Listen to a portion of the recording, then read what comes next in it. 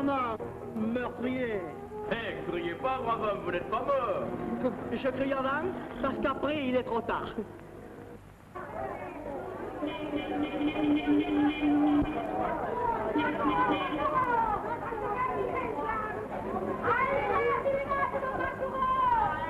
Et alors je me le prends. Je lui file en dessous des coups de pied là où je me pense, qui m'en a coupé la respiration à moi. Je me le retourne, je te lui file un de ces pastissons, mon ami, que je lui change la figure de place. Dites-moi, mon ami, nous attendons. Ah, s'il vous plaît, vous voyez pas que je coge, non? D'accord, mais au fait tout de même. Mais si vous êtes pressé, vous allez chez mon camarade Mastegui, là, en descendant à gauche. Tu étais en train de tuer le colosse. Oh, cher Charles, ne me fais pas dire ce que j'ai pas dit. Je t'ai jamais dit que je voulais le tuer. Je t'ai textuellement fait comprendre que tout colosse qu'il était, je l'avais pulvérisé. Ça n'est pas la même chose. Et voilà comment on vous fait une réputation d'exagérateur. Qu'est-ce que je vous sers, messieurs, dames, mon beau? Spécialité marseillaise. Mais naturellement. Des spécialités marseillaises, je vous mets 3 ou 4 douzaines d'oursins. Vous croyez qu'on va pouvoir manger tout ça? Ah, c'est comme vous voulez. Moi, si j'étais à votre place, je prendrais un oursin pour 4 personnes. Et même, je vous donnerais un papier pour envelopper ce qui restera du gueuleton. Oh, oh, malheureux, c'est ça. Mais c'est pas les aiguilles qu'il faut manger. Vous mangez ça comme une glace à la vanille. Allez, mais zou pastis pour tout le monde, ma belle. Ça sent bon. Au fond, ce serait sympathique, Marseille, si vous n'aviez pas de gangsters. Parce que vous avez de véritables gangsters, n'est-ce pas? Des gangsters? Le mot est faible, monsieur. Nous avons de vrais tueurs professionnels qui font au moins 17 cadavres rien qu'à leur petit déjeuner et qui se rendent à domicile. Ouais, vous riez. Parce que Marseille, pour vous, c'était derrière la mairie, les nervis et les cagoles. Oui, pour vous, Marseille, c'est Marius et Olive, qui pour s'amuser vont à la pêche, se racontent des blagues marseillaises, comme dit marseillaises, mais qui sont de partout, sauf d'ici. Vous entendez? Sauf d'ici. Et ma pauvre ville devient alors le paradis des feignants. Votre cinéma représente les Marseillais marchant au soleil avec de grands gestes, des bagasses, des trônes de l'air. Ce qui n'a jamais été Marseillais d'ailleurs. Ah oui, vos cartes postales nous plaisantent avec la sardine qui a bouché le port. Et il paraît que Marius fait des enfants, surtout des couffins du vieux port. Et petit à petit, en morceaux détachés, empestés de métro, de boue et de vapeur d'essence, ou projetés noir sur blanc sur tous les écrans, le plus bel arc-en-ciel du monde. Eh bien non, Marseille, c'est pas ça. Marseille, c'est un grand village qui chante sous le soleil et le Mistral. C'est la seconde ville de France, eh oui, qui vibre du travail des hommes. C'est la sueur des Baptistins et des Pitalugues. La bonne sueur qui ruisselle en fine cascade de joie, car il pleut du soleil sur ma ville. Au-dessous du chemin de la Corniche s'ouvre l'anse du Vallon des Offres. C'est un port en miniature, un port sans quai, ni appontement, ni embarcadère, enfin, ni rien de ce qui constitue un port qui se respecte. Et c'est pourtant l'abri d'une innombrable flottille d'embarcations. On pêche de toutes les façons. On pêche à tout, à l'aide de tout, avec tout et contre tout. Avant que le jour se lève, ils partent au petit large. Et ce vieux marin, pour qui l'heure de la retraite a sonné, vient chaque jour contempler ceux qui peuvent partir et goûte encore un vrai bonheur des humbles. Et quelques heures plus tard, nos pêcheurs ramènent dans leur filet tout ce qu'il faut pour faire la bouillabaisse.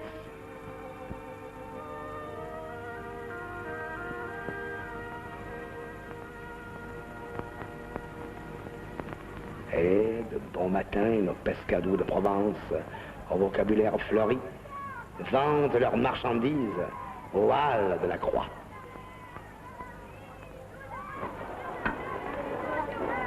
Alors, Mambo, qu'est-ce que vous voulez? C'est tout ce que vous avez? Vous savez, Mambo, j'ai un poisson lune, que c'est une merveille. Regardez-moi ça, hein? Une merveille. Est-ce qu'ils sont frais? Oh, le malheureux.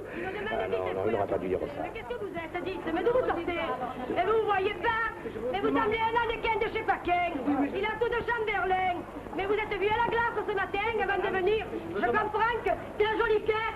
Tu t'es rendu compte, il me demande si c'est frais ce poisson. Et ta sœur, elle est fraîche, dit pour de grandes fadas. Regarde-moi ça. Tu l'as vu, cette tournure? Ah mais non, ils sont plus frais que vous. Ah non, moi, le veste narcoman, là, c'est... Oh, minable, on peut pas garder, pour que je vais parler, moi, ce croque-mort, là. Est-ce que mon poisson est pas frais? Dites, faible marcoman, dit, qu'est-ce que vous allez dire? Hop, coupez le son. Ah oui, oh, il vaut mieux couper le son, oui, parce que la censure ne laissera pas passer la moitié du quart de ce qu'il va entendre, le pauvre. Après l'odeur de la rascasse, voici celui de l'œillet. Nous sommes au cours Saint-Louis, où la vente des fleurs est si prospère. Le baiser est compris dans le prix du bouquet.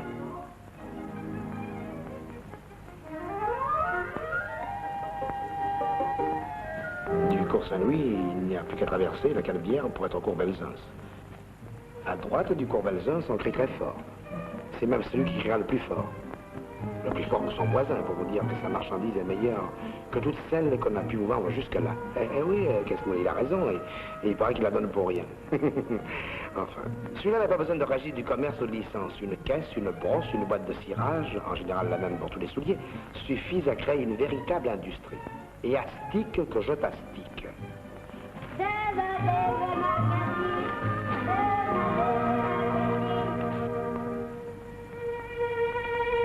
À gauche du cours Belzunce, par contre, on ne crie pas. On s'explique à demi-mot. Cigarette en gros et au détail. Chesterfield, gauloise. Détail, gauloise. On pousse même le détail jusqu'à la goulée que l'on vend à un prix à la portée de tous. Hein? Eh oui.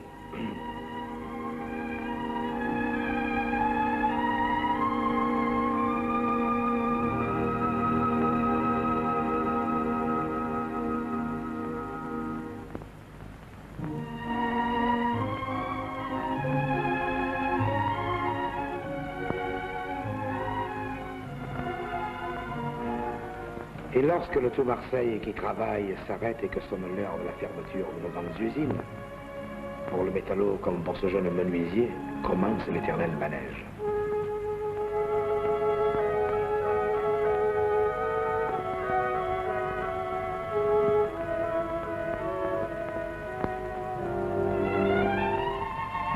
Devant les grands magasins, chacun atteint sa chacune. Eh, dites, alors.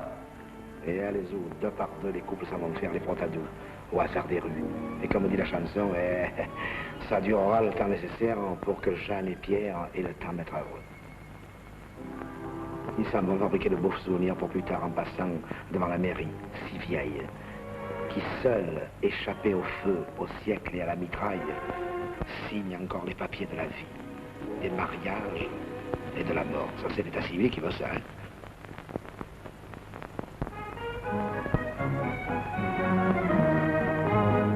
C'est la fête qui répète de saison en saison sa chanson. La randonne, cette folle, tourbillon dans le vent du printemps. Le violon qui chante dans la main tremblante du vieux musicien raconte une histoire que vous pouvez croire, ça ne coûte rien. Robe blanche du dimanche, qui tournait et volait dans la nuit, et la fête qu'il répète, la chanson envolée dans le bruit. C'est une sérénade aux étoiles du ciel. Moi j'en fais une bande à l'amour éternel. C'est la fête qui répète de saison en saison sa chanson. L'air de lune où chacune et chacun vont la main dans la main. Une étoile file dans la nuit tranquille qui ferme les yeux. Et je vous appelle près d'une chapelle pour y faire un vœu. Espérance qui commence au premier chant lointain du matin. La promenade aboutit au bord de mer, où percée par le clapotis des vagues, et avec comme seul témoin la lune qui tout là-haut sourit dans son demi-croissant, on vit ainsi les meilleures heures de sa jeunesse. Dites-moi, cette fameuse Canebière, nous l'avons traversée en venant en voiture. Elle n'a vraiment pas quelque chose d'extraordinaire. Oui, et vous en faites un plat de la Canebière.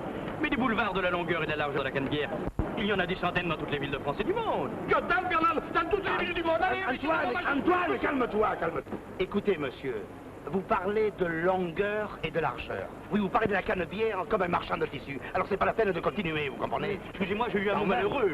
Oui. On les excuse, hein. Et maintenant, venez avec moi. La canebière, je vais vous la montrer, moi. Des gens de toutes les couleurs, des blancs, des noirs, des jaunes, l'accent, l'âme, l'odeur de la mer et la bonne humeur. À une extrémité, c'est les tramways qui attendent à la queue le droit de partir vers l'espace, vers la banlieue où sont les cigales, les pins et les amoureux. À l'autre extrémité, elle s'en va vers la mer pour faire le tour du monde, pour raconter à l'univers la dernière de Marius et la beauté de mon Marseille. Voilà la canebière, monsieur. Et ça, c'est impossible à voir en voiture. Et dites-moi, vous avez toujours vos vieux quartiers où le règne est une atmosphère si spéciale? Mais tenez, regardez, l'enfer s'est acharné sur eux. On ne retrouve plus maintenant que le charme des jours perdus et la douceur des souvenirs. On voulait nous faire croire que c'était un foyer d'infection et de maladie. Ma grand-mère, à moi, elle y est morte à 87 ans. Elle n'a jamais été malade, même pas la coqueluche. Et encore. Il a fallu qu'elle tombe des escaliers pour mourir. Vieux quartier où l'on entend encore la marchande de limaçon. Un ruisseau noir dégringole en plein milieu de la ruelle. Et le soleil brûle tout là-haut sur un drap ou un torchon, au 3e ou au 4e étage.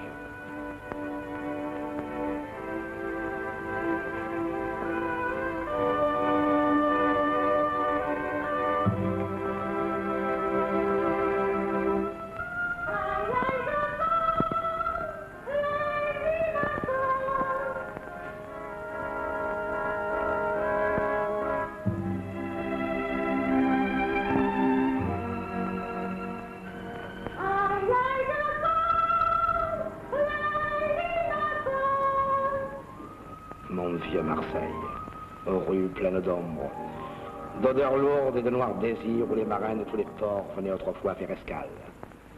Et tout près de là, pleine de marbre et de lumière, dans la clarté d'un ciel magnifiquement bleu, jaillit le formidable élan de notre cathédrale. Devant elle, Monseigneur de Belzunce, qui s'est débrouillé corps et âme lorsqu'un jour noir, un mal affreux, la peste, puisqu'il faut l'appeler par son nom, faisait aux Marseillais la guerre. Près de la cathédrale, une véritable cour des miracles, c'est la caserne de la charité. On pourrait dire la caserne de la détresse ou de braves gens qui n'ont comme fortune que la richesse du cœur, se battent chaque jour avec la vie.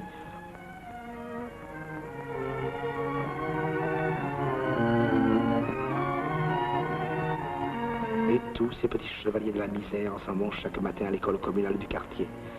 Cette vieille école communale qui fut par un beau jour de Noël le témoin d'un véritable conte de fées. C'était donc un jour de Noël. L'instituteur, M. Arnaud, attendait sur le pas de la porte tous les enfants des pauvres. Rampal, le fils de l'Estama, Testanière, qui n'a plus que sa mère qui travaille à la raffinerie de sucre, Farellacci, Canavelli, Rey, Olivier, Bottero, qui a eu toute sa maison détruite. Ah, voilà Raymond, il manquait à la fête. Raymond qui est le plus malheureux de tous parce que lui, peu cher, il y a longtemps qu'il a perdu son père et sa mère. Il vient que sa grand-mère qui vend de la salade rue Longue des Capucins. Malgré les vacances de Noël, ils étaient tous là pour recevoir les modestes cadeaux qu'à force d'amitié, le vieil instituteur avait réunis sur l'arbre de Noël d'infortune.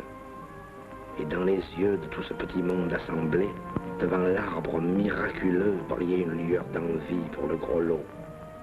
Une paire de souliers.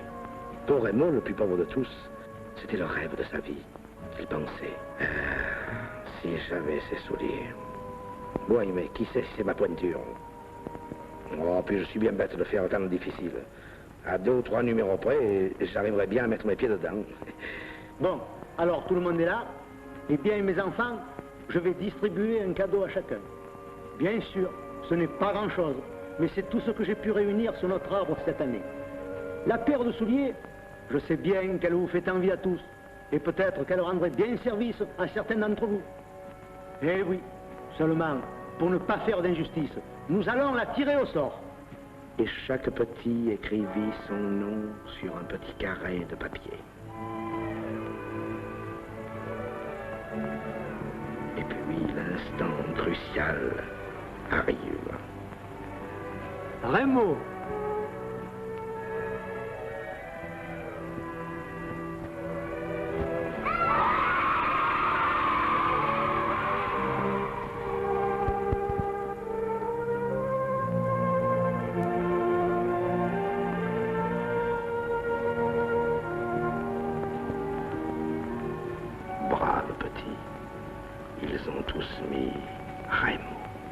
Tous ces pauvres avaient forcé la chance à sourire pour la première fois au plus malheureux d'entre eux.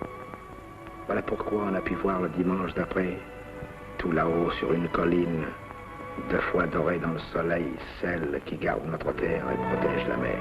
Notre-Dame de la Garde accueillir dans son sanctuaire Raymond et sa grand-mère, qui dans son langage de pauvre lui disait « Merci, bonne mère, d'avoir donné pour son Noël un bon sourire à mon petit. » Notre-Dame de la Garde, Notre-Dame de mon pays. Du haut de son balcon de pierre, on fait le tour d'horizon de sa vie. La maison qui nous a vu naître, notre première école, puis toute notre jeunesse. Et tout là-bas, gardien de la porte du large, d'où les bateaux se lancent aux 4 coins de l'Espérance, le fort Saint-Jean. Et notre pont transporteur qui est mort pendant cette guerre ne fait plus son pas de géant pour aller retrouver son frère, le bon gros fort Saint-Nicolas. Pauvre vieux pont transbordeur. Le poète avait bien raison. À la tombée de la nuit, une de ces nuits provençales qui sentent la tubéreuse et l'ail, l'algue et l'anis, au-dessus des champs et des flammes, le pont tendait ses filets de fer pour pêcher les étoiles. À côté du fort Saint-Nicolas se dresse la vieille église de Saint-Victor. Les siècles ont noirci ses murs et les cloches de notre basilique racontent à ceux qui savent les écouter de très vieilles et de très belles histoires des splendeurs passées. Marseille est la porte du soleil. Marseille est la porte de l'Orient, abrite aussi de nombreuses colonies. Voici le quartier arabe. Et voilà l'une des nombreuses pizzas napolitaines où on y mange aussi le traditionnel spaghetti.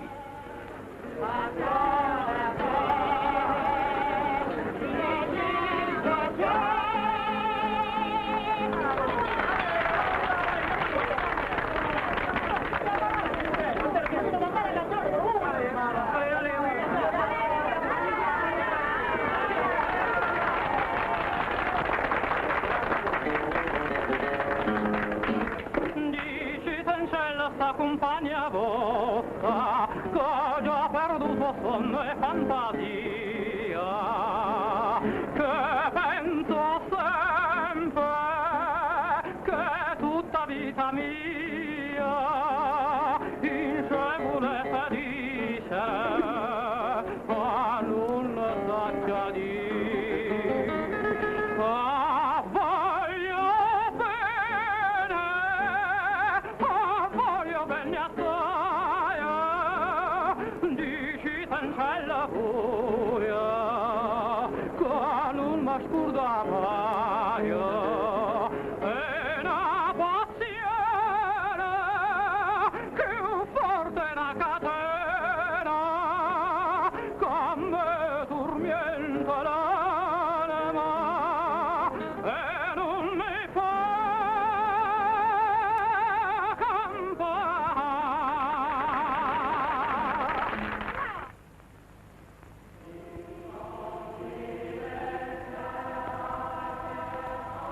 Marseille, porte de l'Orient. Sous un soleil qui rappelle celui de leur pays, les Arméniens sont aussi très nombreux. Peuple paisible et travailleur, ils ont gardé leurs coutumes et chantent dans leur magnifique église du Prado de très beaux cantiques de chez eux.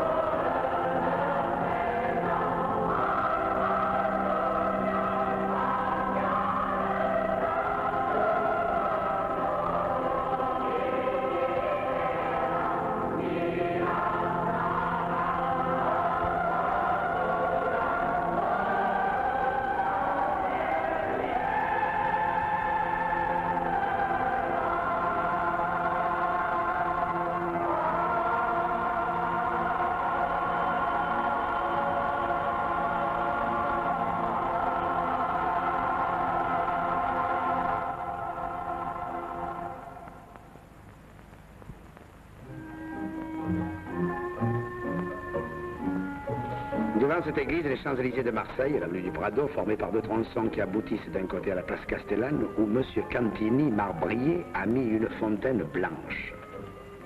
Oh, mais on doit mourir dans votre tramway. Mais pas plus que dans votre métro.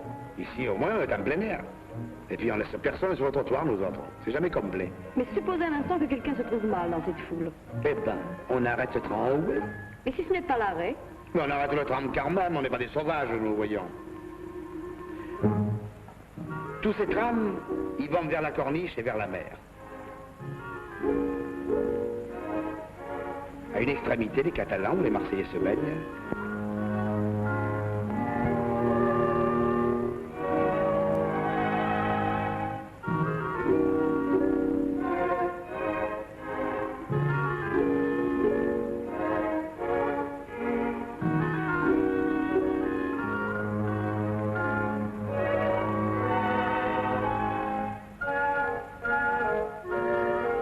À l'autre extrémité, cale longue. Et tout au long de notre côte se nichent nos cabanons.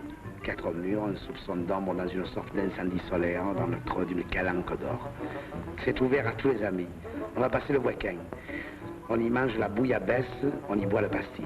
On galège, on somnole sous les pins. Et quand la brise annonce le triomphe du soir sur le jour, il y a longtemps qu'on a oublié les soucis et on goûte un bonheur tranquille. Là commence pour certains la grande aventure. Sur des kilomètres de quais immobiles et pourtant frémissants de vie, s'égrène le gigant alphabet des voyages. Les molles A, B, C, D succèdent aux molles.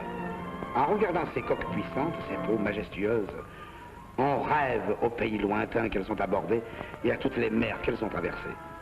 Direction Singapour, San Francisco. Direction Santiago de Chili ou Shanghai. Demain Veracruz. L'étoile du Sud ou les îles sous le vent. Eh bien, vous voyez que Marseille, c'est une ville comme les autres. Une ville qui travaille, vit et souffre dans le soleil, où des hommes comme les hommes naissent un jour puis disparaissent dans un crépuscule bleuté. Adieu Marseille.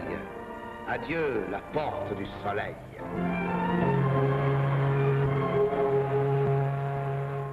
Eh bien, je crois qu'on a parlé un peu de Marseille, hein? Oh, merci, M. Arnaud, vous êtes un poète. Un poète? Non, je suis du Midi.